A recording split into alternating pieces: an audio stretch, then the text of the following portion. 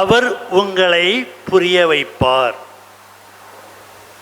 குருங்கிறது ஒன்று இருக்கான்னா கிடையாது. குரு யாருக்காக அப்படின்னு ஒரு கேள்வி வருது.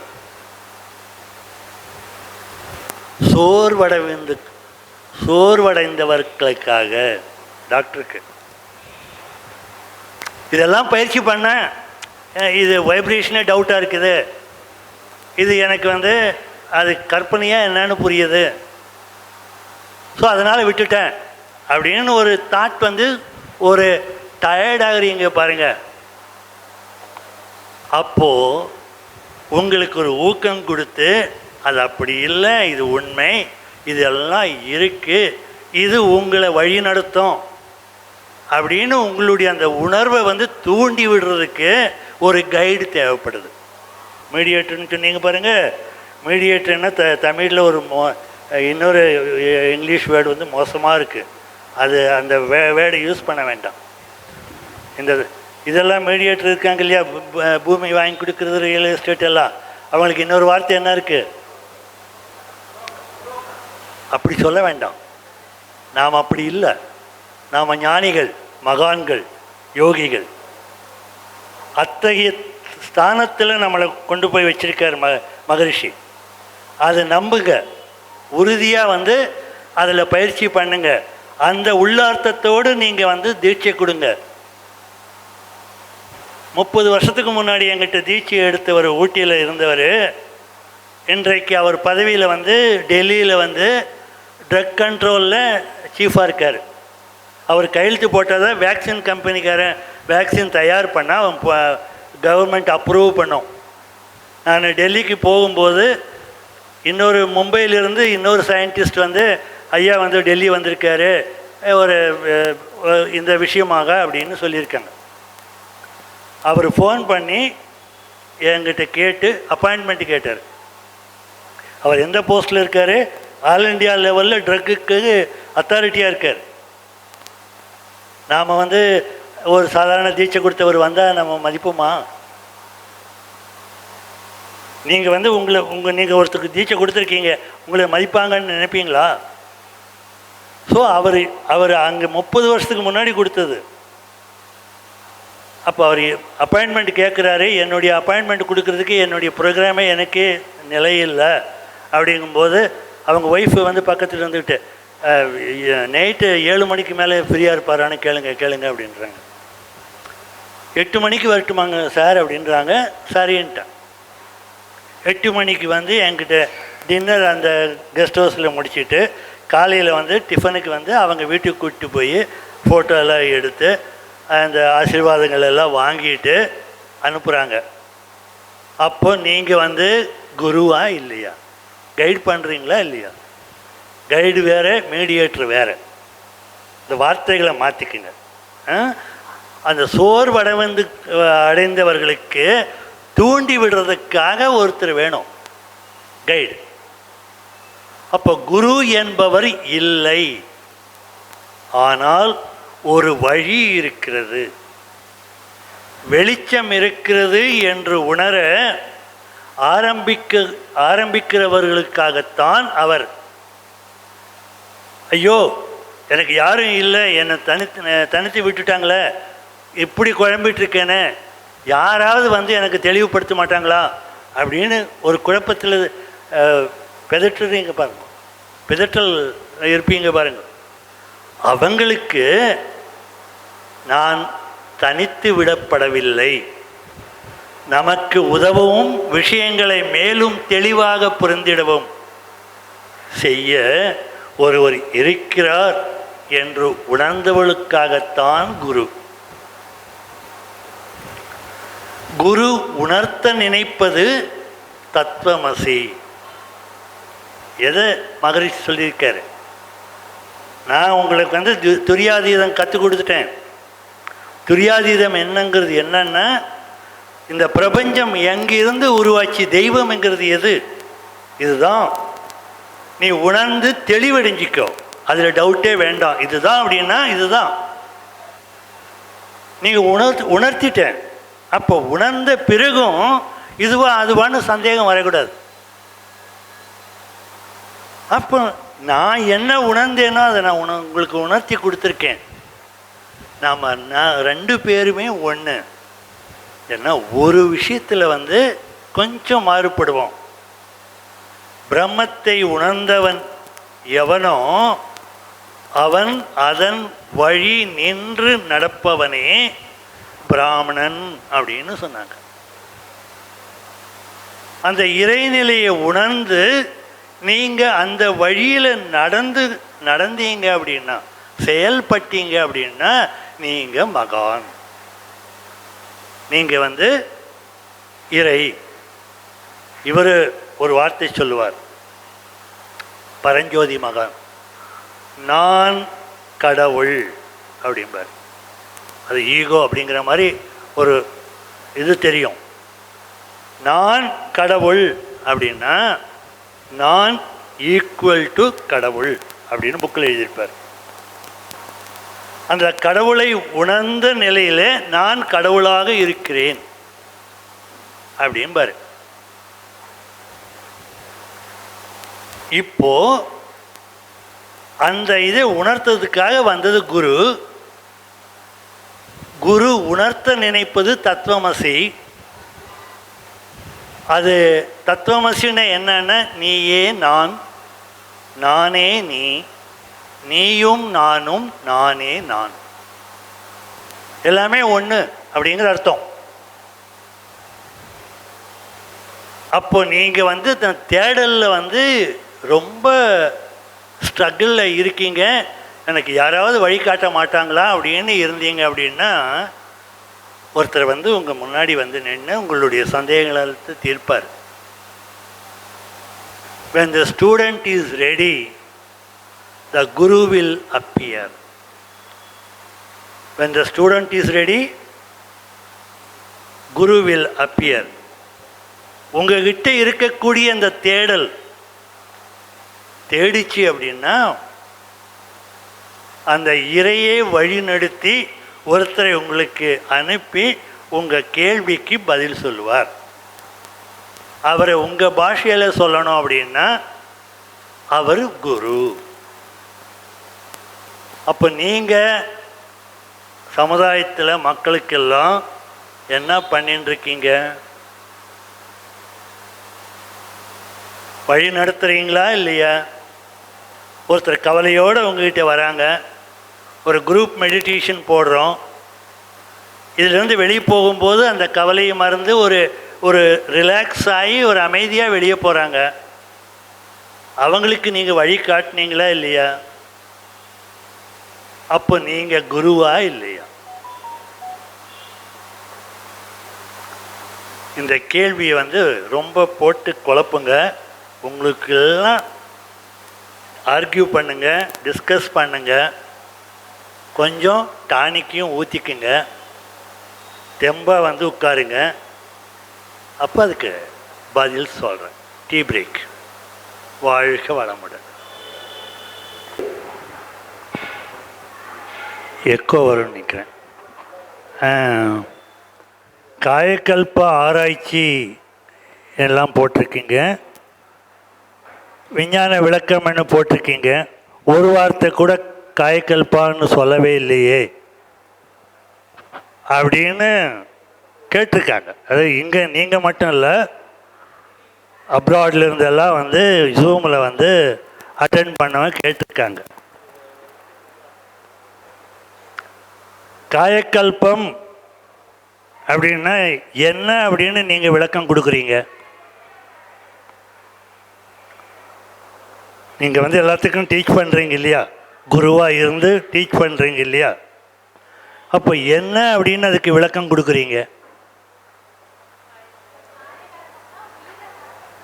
காயம் அப்படின்னா என்ன? உடல். கல்பம் அப்படின்னா உறுதிப்படுத்துறது, அவ்வளவுதான். உடலை உறுதிப்படுத்துறது அதனுடைய கோல். அதுதான் காயக்கல்பான்னு சொல்கிறீங்க. அதனால்தான் நான் வந்து இங்கே விஞ்ஞான விளக்கம் அப்படின்னு சொல்லி அதை வந்து ஆராய்ச்சி இதுன்னு சொல்லியிருக்கேன். காயக்கல்பம், உட்காருங்க. காயக்கல்பம் அப்படின்னா, கல்பம் அப்படின்னா இம்மார்டாலிட்டி அப்படின்னு ஒரு பேர் இருக்கு. இரவாமை,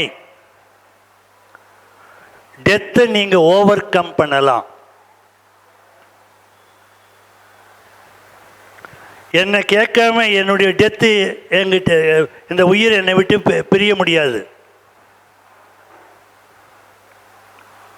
அத்தகைய ஒரு காயக்கல்ப கலையை உங்களுக்கு கற்றுக் கொடுக்குறோம்.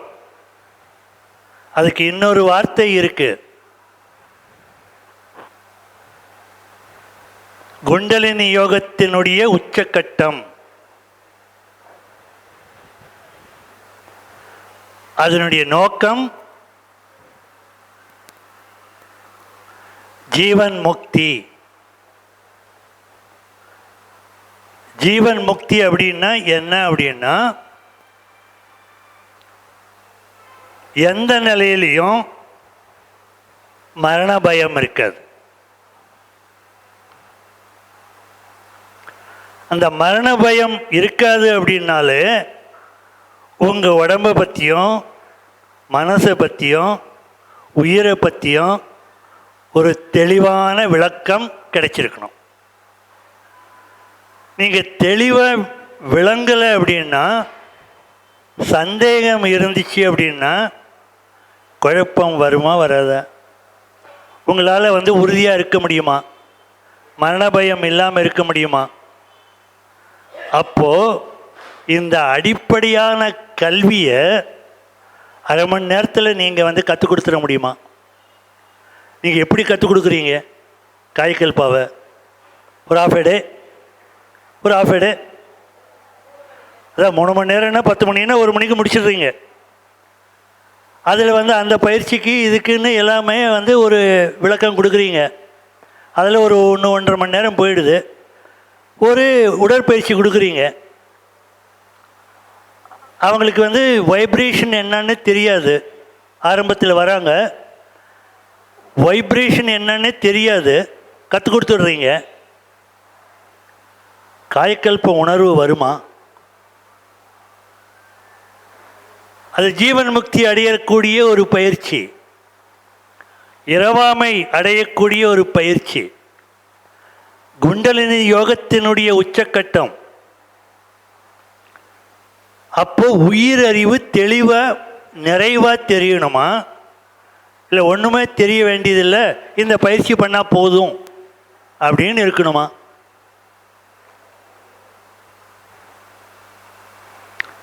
இப்போ காயக்கல்பாவினுடைய அடிப்படையே தெரியல அப்படின்னா எப்படி தெளிவு வரும்? இந்த கேள்விக்கு என்ன பதில் உங்களுது?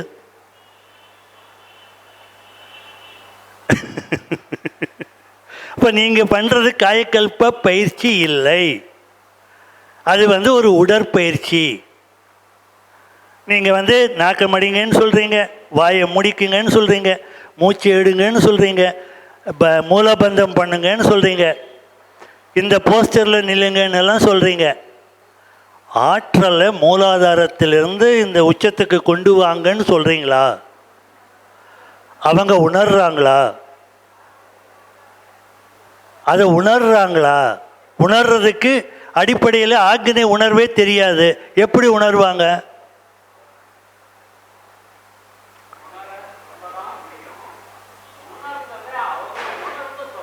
அப்போ அதாவது நான் என்ன சொல்ல வரேன், சர்க்கரை இனிப்பாக இருக்குது அப்படின்னு நீங்கள் சாப்பிட்டு பார்த்துருக்கீங்க. நீங்கள் இவரை சர்க்கரை இனிப்பாக இருக்கும், நீ உணருங்கிறீங்க, சர்க்கரையை காட்ட மாட்டேங்கிறீங்க. அவருக்கு எப்படி உணர்வு வரும்? அவருக்கு சர்க்கரை கொடுக்கணும்ல, கொடுக்காம அவருக்கு உணருங்கன்னு எப்படி உணர்வாங்க?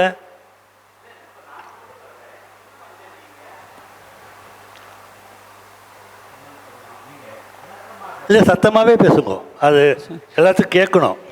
பக்கத்தில் வச்சு சத்தமாக பேசுங்க. நாங்கள் என்ன விளக்கம் சொல்கிறோம், அவங்க உணர்ந்தார்களா? உணர்ந்ததை அவங்க நமக்கு தெளிவுபடுத்தணும். அந்த தெளிவுபடுத்தும் முறை சரியா இல்லையா நீங்கள் கொஞ்சம் எங்களை தெளிவுபடுத்தணும். அதுக்காக தான் இந்த வகுப்பு. குட். நான் உங்களை அட்ரஸ் பண்ணதே யோகிகள், மகான்கள், ஞானிகள் அப்படின்னு தான் சொல்லியிருக்கேன். மகரிஷி அந்த தத்துவத்தை அந்த நிலையில் இருந்தால் கொடுத்துருக்காரு. நீங்கள் அதை தான் கொடுத்துட்ருக்கீங்க. உங்கள் பொக்கிஷத்தினுடைய வேல்யூ உங்களுக்கே தெரியாமல், உங்களுடைய வேல்யூ தெரியாமல் நீங்கள் வந்து தாழ்த்திக்கிட்டு இருக்கீங்க. உங்கள்கிட்ட எல்லாமே இருக்குது. நான் எதுவுமே புதுசாக சொல்கிறதில்ல. உங்கள்கிட்ட இருக்கிறது நீங்கள் ஏன் வந்து அண்டர் எஸ்டிமேட் பண்ணுறீங்க அப்படின்னு நான் உங்களுக்கு சொல்கிறேன். இப்போ இந்த உணர்வு வைப்ரேஷனையை வந்து டாக்டர் கூட சொன்னார். அவர் நான் மெடிக்கலாக இருந்ததுனால நானே ஓரளவு வந்து தெளிவுபடுத்திக்கிட்டேன் அப்படின்னாரு. இதுவே மாயமாக இருக்குமோ அப்படின்னு நினைக்கிறேன் அப்படின்னாரு. யோகா என்னாலே சைக்கலாஜிக்கல் ப்ராக்டிஸ் தான், மன சம்பந்தப்பட்டது தான். அதுவே வந்து உடல் ரீதியான வியாதிகள் அப்படின்னு எடுத்துக்கிட்டால் மருத்துவத்திலேயே நாம் என்ன சொல்கிறோம் அப்படின்னா 90% சைக்கோசோமேட்டிக் டிசீசஸ். மன ரீதியாக நாம் உற்பத்தி பண்ணுறோம், உடல் ரீதியாக அது வெளிக்காட்டுது. உங்களுக்கு அல்சர் இருக்குது, டாக்டர் வந்து எண்டோஸ்கோப் எடுக்கிறாரு, புண்ணு இருக்குன்னு பாருங்கன்னு காட்டுறாரு, புண்ணும் இருக்குது. அந்த புண்ணு இருக்கிறத நீங்கள் எப்படி மன ரீதியானது அப்படின்னு சொல்லுவீங்க அப்படின்னு சொன்னீங்கன்னா அது எப்படி வருதுன்னு ஒரு ஒரு உங்களுக்கு புரிகிற மாதிரி லைட்டாக சொல்கிறேன். நீங்கள் வந்து கொஞ்சம் பாடியாக இருக்கீங்க, கொஞ்சம் வெயிட் குறைக்கணும். டாக்டர் வந்து 2 இட்லி சாப்பிடுங்க, கொஞ்சம் ரைஸ் சாப்பிடுங்க அப்படின்னு சொல்லியிருக்காரு. டாக்டர் சொன்னதுக்காக நீங்கள் சாப்பிட்றீங்க. அது நீங்கள் என்ன தப்பு பண்ணியிருக்கீங்க, நீங்கள் எப்படி உங்களை கரெக்ட் பண்ணணும் அப்படிங்கிறது வந்து தெரியல. அப்போது 2 இட்லி தான் சாப்பிட்டேன், அது எங்கேருந்து சத்து கொடுக்கும் அப்படின்னு நினச்சிக்கிட்டு சாப்பிட்றீங்க. பசிக்குமா பசிக்காத? 1 மணி நேரத்தில் பசி வந்துடும்ல. பசி வருதுனால உங்கள் எண்ணம் வந்து அந்த வயிற்றில் இருக்கிற ஆசிட்டை சுரக்க வைக்குது. அதுக்கு தீனி இல்லைன்னா அது திங்கிறது வந்து உங்கள் குடலை தான். அந்த குடலை தின்னும்போது வருஷக்கணக்கில் நீங்கள் பண்ணிங்கன்னா அது புண்ணாயிடும். டாக்டர் வந்து விளைவை எடுத்து காட்டுறாரு, பாருங்கள் நீங்கள் பண்ணது வந்து இப்படி புண்ணாக இருக்குது, டைமுக்கு சாப்பிடுங்க, நல்லா சாப்பிடுங்க அப்படின்னு சொல்லுவார். இப்போ 2 இட்லி சாப்பிடும்போது எனக்கு தேவையான அளவு இவ்வளவு தான். அது உணவு வரும்போது அதுக்கு விளக்கம் தரேன். இவ்வளவு தான். இவ்வளவு நான் இதுக்கு மேலே சாப்பிட்டது வந்து நான் செரிமானம் பண்ணி செலவு பண்ணாதனால பேங்க்கில் தொழில் பண்ணுறாரு ஐயா, ஒரு நாளைக்கு வந்து ஒரு 10,000 20,000 இன்கம் வருது. அவங்க அவ்வளவு செலவு பண்ணி சாப்பிட முடியுமா? இந்த வயிறு கொள்கிற அளவு தான் உணவு. அப்போது ஒரு துணி போடலாம், அது பண்ணலாம், இது பண்ணலாம், செலவு பண்ணாலும் மிச்சம் இருக்கிறது என்ன பண்ணுறாரு? பேங்க்கில் ஒரு 1 கோடி ரூபா 2 கோடி ரூபா அவர் சேவிங்ஸில் வச்சுருக்காரு. இப்போது வரவு வந்துக்கிட்டே இருக்குது, செலவு பண்ணுறதில்ல. பேங்க் பேலன்ஸ் கூடுமா கூடாதா? அப்போ நீங்கள் உங்கள் சாப்பிட்ற உணவை செலவே பண்ணுறதில்ல, உங்கள் டெபாசிட்டு கூடுமா கூடாதா? அப்போ இப்படி ஆகாமல் இப்படி ஆகணும்னா எப்படி ஆகும்? நான் 30 வயசில் இருந்த என் உருவம் அப்போ என்ன பார்த்துருக்கீங்க அப்படின்னா நான் இப்படியே தான் இருக்கேன். 1 கிலோ கூட ப்ளஸ் கிடையாது, மைனஸ் கிடையாது. அவர் சொன்ன இது வந்து ஆலியாரில் வந்து மருத்துவர்கள் கான்ஃபரன்ஸ் நடந்தது, டாக்டர்ஸ் கான்ஃபரன்ஸ். அதில் நான் என்ன சொன்னேன் அப்படின்னா, என்னை வந்து நீங்கள் எப்போ வேணாலும் கினி பிக்காக யூஸ் பண்ணிக்கலாம், உங்கள் ஆராய்ச்சிக்கு இந்த உடலை நீங்கள் பயன்படுத்திக்கலாம், மனவள கலையினுடைய விளைவு என்னது அப்படின்னு தெரிஞ்சுக்கணுன்னா மன ரீதியாக இஇஜியிலேருந்து எல்லாமே என்னை டெஸ்ட் பண்ணி பார்த்துருங்க. உடல் ரீதியாக எந்த டெஸ்ட்டு வேணாலும் உங்களுக்கு கெமிக்கலாகவும் இன்வெஸ்டிகேட் பண்ணி பார்த்துக்குங்க. என்னைக்கு பண்ணாலும் என்னுடைய உடல் என்னுடைய கட்டுப்பாட்டில் இருக்கும், நான் ஆரோக்கியமாக இருப்பேன். சொன்னது எப்போ? 30 வருஷத்துக்கு முன்னாடி. இன்றைக்கி ஊட்டியிலிருந்து நான் தான் என்னுடைய வண்டியை ஓட்டிகிட்டு வந்தேன், டிரைவர் வைக்கல. வந்து இன்றைக்கி காலையிலேருந்து நான் கிளாஸ் எடுத்துகிட்ருக்கேன். நீங்கள் டயர்டாக இருப்பீங்க, எனக்கு ஏதாவது டயர்டு தெரியுதா? நான் 5 மணிக்கு முடிக்கும்போது இப்படியே தான் இருப்பேன். எனக்கு வேர்க்குதா? வேர்க்கலை. டயர்டானேன்னா, ஃப்ரெஷ்ஷாக இருக்கேன்னா, நான் ஏதாவது தொடச்சி கடிச்சு பவுடரெல்லாம் போட்டு வந்தேன்னா இப்போது நீங்களாவது பாத்ரூம் போயிட்டு வந்திருப்பீங்க. நான் இந்த மேடையில் வந்து கீழே இறங்கலை. உங்களுக்காவது வேர்த்திருக்கும் முகமெல்லாம். எனக்கு வேர்த்திருக்குமான்னு பாருங்கள். ஊட்டி ஆள், 24 hours ஏசியில் இருந்த ஆள். இங்கே வந்து எனக்கு வந்து இந்த வெயில் வந்து ரொம்பவே சுட்டெரிக்கும். இந்த இயற்கையோட பஞ்சபூதங்களையும் நமக்கு டியூன் பண்ணிக்கலாம். நீங்கள் நவகிரகம் தவம் பண்ணுறீங்க அப்படின்னா அதிலிருந்து வரக்கூடிய ரேடியேஷனை வந்து டியூன் பண்ணுறீங்க.